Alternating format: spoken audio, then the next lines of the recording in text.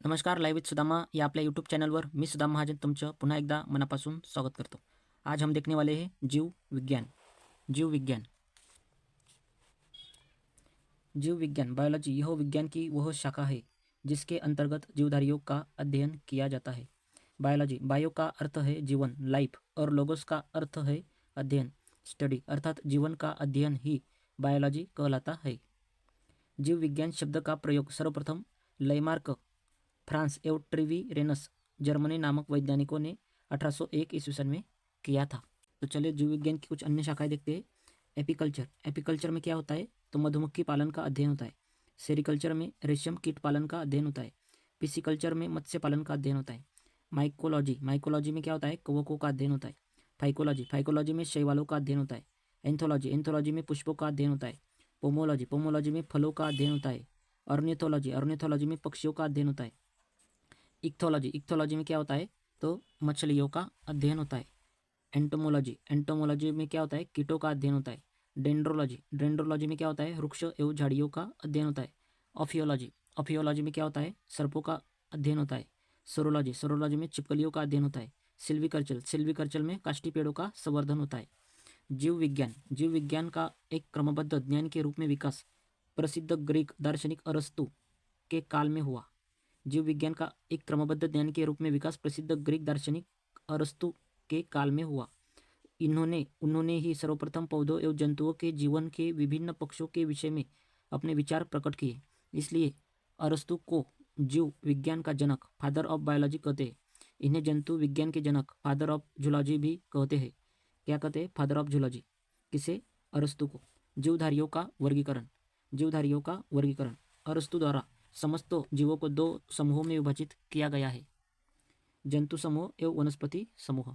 Linnaeus ने भी अपनी पुस्तक सिस्टम नेचर में संपूर्ण जीवधारियों को दो जगतों, किंगडम पादप जगत प्लांट किंगडम व जंतु जगत एनिमल किंगडम में विभाजित किया है।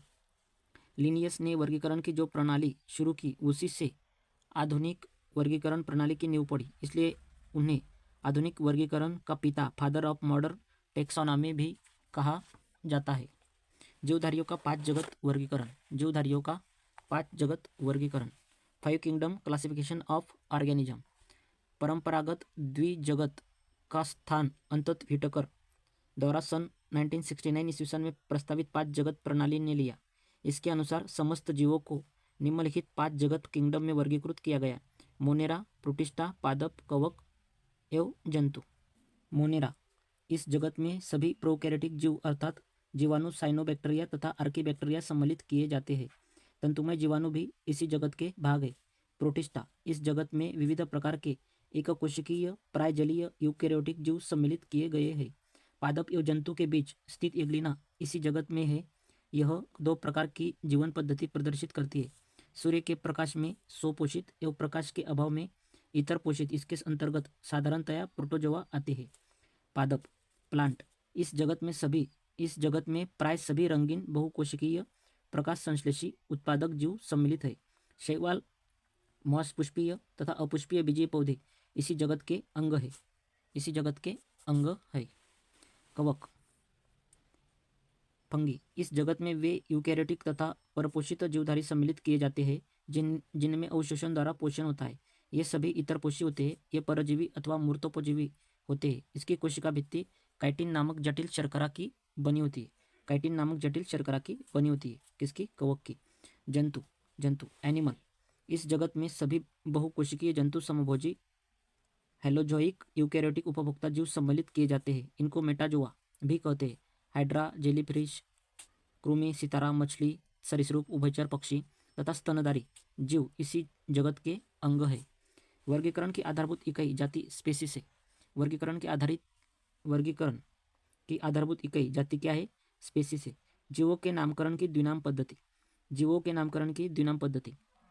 1753 ईस्वी में कैरोलस लिनियस नामक वैज्ञानिक, जिन्हें वर्गीकी का जन्मदाता, फादर ऑफ टेक्सोनॉमी भी कहा जाता है, ने जीवों की द्विनाम पद्धति को प्रचलित किया।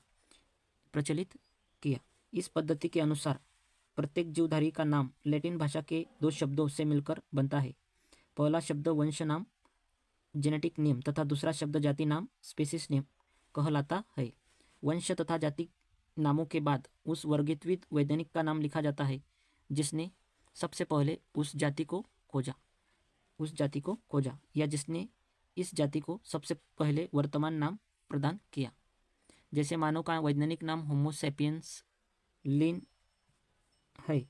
वास्तव में होमो उस वंश का नाम है जिसकी एक जाति सैपियंस है। लिन वास्तव में लिनियस शब्द का संक्षिप्त रूप है। इसका अर्थ यह है कि सबसे पहले लिनियस ने इस जाति को होमो सैपियंस नाम से पुकारा। कोशिका विज्ञान जीवद्रव्य प्रोटोप्लाज्मा। जीवद्रव्य का नामकरण पुरकेंजे के द्वारा सन 1839 ईस्वी में किया गया। यह एक तरल गाढ़ा रंगहीन पाराभासी लसलसा वजनयुक्त पदार्थ है। जीव की सारी जैविक क्रियाएं इसी के द्वारा होती है। इसलिए जीवद्रव्य प्रोटोप्लाज्म को जीवन का भौतिक आधार कहते हैं। जीवद्रव्य दो भागों में बटा होता है। कोशिका द्रव्य साइटोप्लाज्मा, यह कोशिका में केंद्रक एवं कोशिका झिल्ली के बीच रहता है। केंद्रक द्रव्य, यह कोशिका में केंद्रक के अंदर रहता है। जीवद्रव्य का 99% भाग निम्न चार तत्वों से मिलकर बना होता है। निम्न चार तत्वों से बनकर मिला होता है जीवद्रव्य का।